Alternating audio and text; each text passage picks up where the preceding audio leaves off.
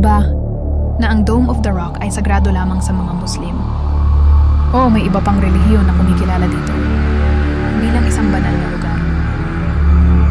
Bukod sa Mecca at Medina, ang Harama Al-Sharif ay pangatlo sa pinakabanal na lugar para sa mga tagasunod ng Islam. Dito nakatirik ang tinatawag na Dome of the Rock. Gusali na merong gintong pabilog na bubong, puno ng mga kasulatan sa loob at labas nito na mula sa banal na libro ng Islam.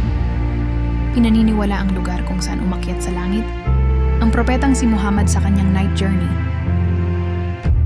Bagamat ang pamahalaan ng Israel ang may hawak sa lugar ng Temple Mount, ang Muslim Waqaf sa ilalim ng bansang Jordan ang nangangasiwa sa mismong gusali. Ito lamang ba ang dahilan kung bakit tinuturing na sagrado ang Dome of the Rock? Ang Dome of the Rock ay isang gusali na itinayo sa tuktok ng Harang Al-Sharif o Noble Sanctuary sa Jerusalem ni Abd al-Malik. Isang umay at kali pagkatapos ng mga taong 780. Noong ito ay unang ginawa, ang mga natirang ginto sa pagpapatayo ay pinatunaw upang tapalan ang pabilog na bubungan nito. Ginamitan ng mga 4,000 mga baldosa o mga tiles ang labas nito na may inscription ng suraysin sa Quran. Ganon din sa loob, ito ay napapalibutan ng maraming mga salaysay kasama ang pahayag hinggil kay Jesus at sa mga Kristiyano.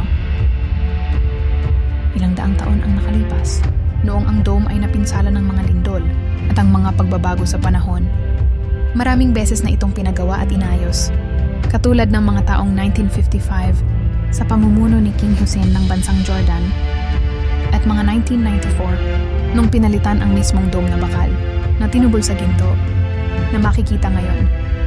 Sa kasalukuyan, sinusuportahan ang pamahalaan ng bansang Jordan ang pangangasiwa ng Waqaf sa Haram Al-Sharif. Uno Bel St. Yudi.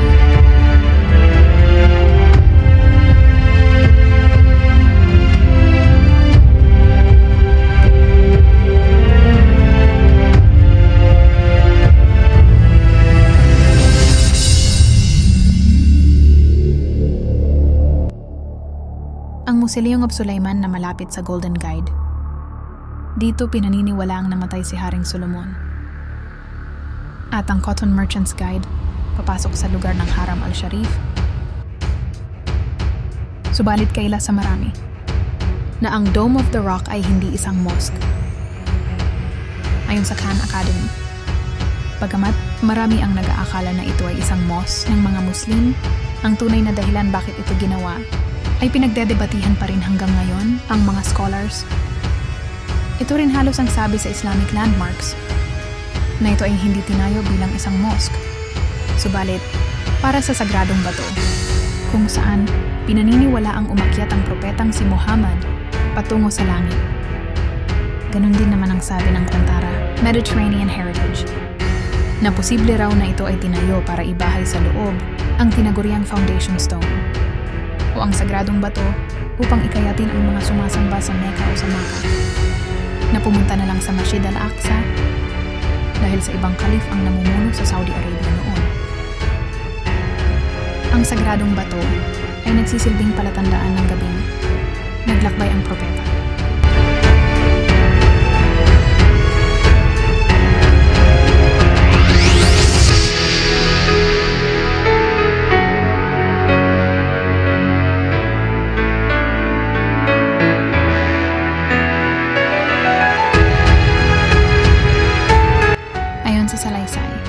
Habang ito ay nagpapahinga malapit sa Kaaba o sa lugar ng Makkah, bumaba mula sa langit ang anghel na si Gabriel at dinala ang propeta sa sagradong bato at mula doon, lumisan ito papunta sa langit kung saan nakita nito sina Moises, si Jesus. Subalit ang hindi alam ng marami, ng sagradong bato sa loob ng Dome of the Rock ay hindi lamang banal sa mga Muslim. Ito rin ay sagrado sa mga Kristiyano at sa mga Hudyo. Ayon sa Britannica, ang Dome of the Rock ay nakatirik sa mismong lokasyon ng unang templo na pinagawa ni Haring Solomon, kaya dito na malagi ang mga nasa kalsada. Noong dumating ang mga ito sa Jerusalem, mga taong 1099. Subalit na ibalik muli ang lugar sa kamay ng mga Muslim nung dumating ang mga ito sa Israel, mga taong 1187. base sa may Jewish learning. Ang Temple Mount ay parehong sagrado para sa mga Hudyo at mga Muslim. At ito ay nakatirik malapit sa dingding na pinagsasambahan nila ngayon, ang tinaguriang Wailing Wall. Tinatawag itong Har Habayit ng mga Hudyo at Haram al-Sharif naman ng mga Muslim. Depende kung sino kakausapin. Sama ngayon, ang magkabilang panig ay hindi sang ayon sa tawag ng isa't isa dito. Dahil ang pangalang Haram al-Sharif o Har Habain ay nagpapahiwatig kung sino ang talagang may karapatan sa lugar.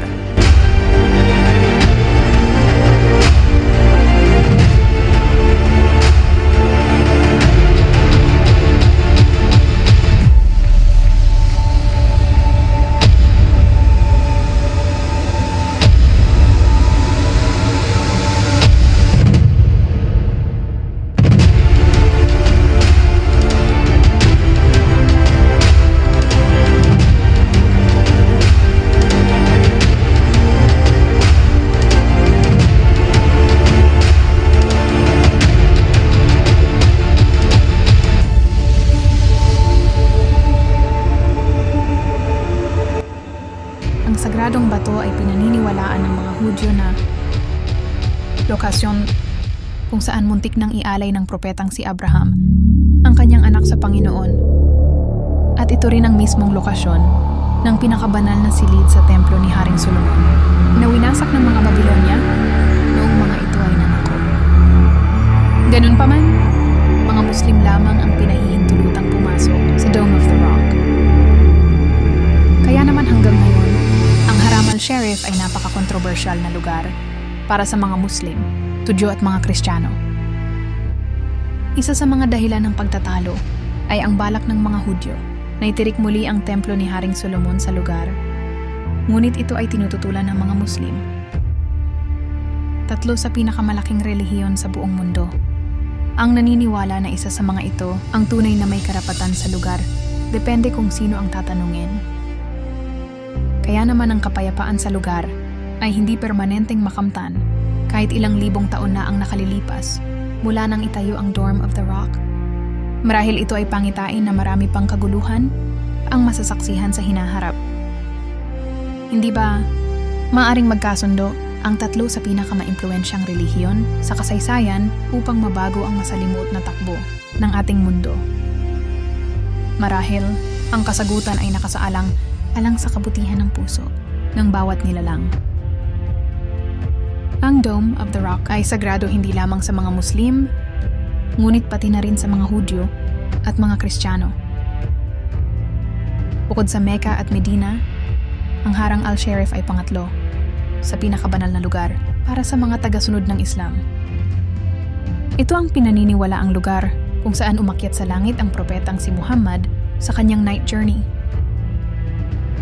Magkaroon kaya ng kasunduan ng 3 relihiyon at mabigyang liwanag kung sino talaga ang tunay na may karapatan. Siguro pare-parehong may karapatan ng 3. Marahil sa hinaharap malalaman ng lahat ang katotohanan. Hindi lang sa Dome of the Rock,